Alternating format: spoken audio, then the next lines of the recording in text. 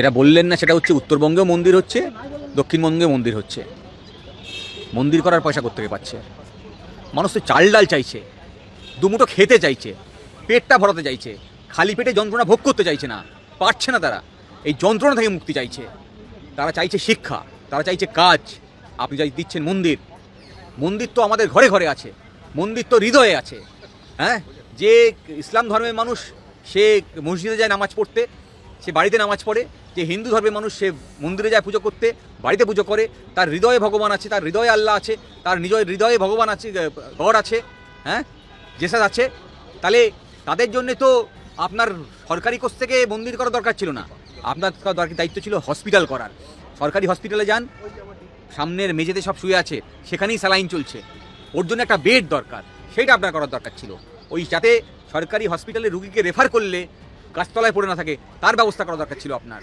Doctor অনেক recruit করা দরকার ছিল, অনেক নার্স দরকার ছিল, যাতে বেসরকারি হসপিটালে গিয়ে লুট না হয়ে যেতে হয়। জানেন তো, একটা একটা বাচ্চা, যে একজন প্রেগনেন্ট মহিলা, তার ডেলিভারি করার জন্যে, হ্যাঁ, তার যে সাহায্য প্রয়োজন, একজন মেডিকেল অফিসার দরকার, একজন নার্স দরকার, হ্যাঁ, একটা ম্যাটারনিটি হোম দরকার, তার ব্যবস্থা করা দরকার ছিল। তাকে যেতে হচ্ছে নার্সিংহোমে, সেখানে 50,000, 60,000, 1 লাখ টাকা খরচা করতে হচ্ছে, যার খরচা 5,000 টাকায় হয়ে যায়। হ্যাঁ, তাকে বিনা পয়সায় আপনার এই ব্যবস্থা করার জন্য, তার শিশুটার স্বাস্থ্য নিশ্চিত করার জন্য, তার মায়ের স্বাস্থ্য নিশ্চিত করার জন্য তার ব্যবস্থা করা দরকার ছিল। তা করলেন না, স্কুল বন্ধ হয়ে যাচ্ছে, তা করলেন না। আপনি দিয়ে দিচ্ছেন না, সরকারি কর্মচারীর মান নেমে যাবে যদি তাদের যোগ্য সম্মান না দেওয়া হয়। দিয়ে দেওয়া মানে হচ্ছে তাকে সম্মান দেওয়া,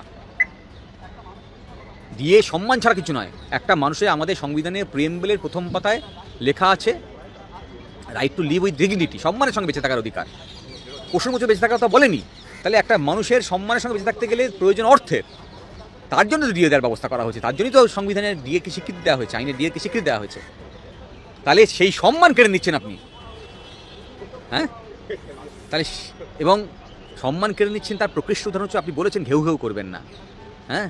তাহলে আপনি আপনার কর্মচারীদেরকে পশুর সঙ্গে ট্রিট করছেন, পশুর মতো করে ট্রিট করছেন, তাদের তো মান নেমে যাবেই। আর যে কারণেই হয়তো এই যে এত লিটিগেশন হচ্ছে, ভুল অ্যাডভাইস হচ্ছে, বা যদি আদৌ ভুল অ্যাডভাইস হয়ে থাকে, হ্যাঁ, হয়তো এই মান নেমে যাওয়ার কারণেই হচ্ছে। এ তো তদন্ত হওয়া প্রয়োজন, আর কী হয়েছে আসলে।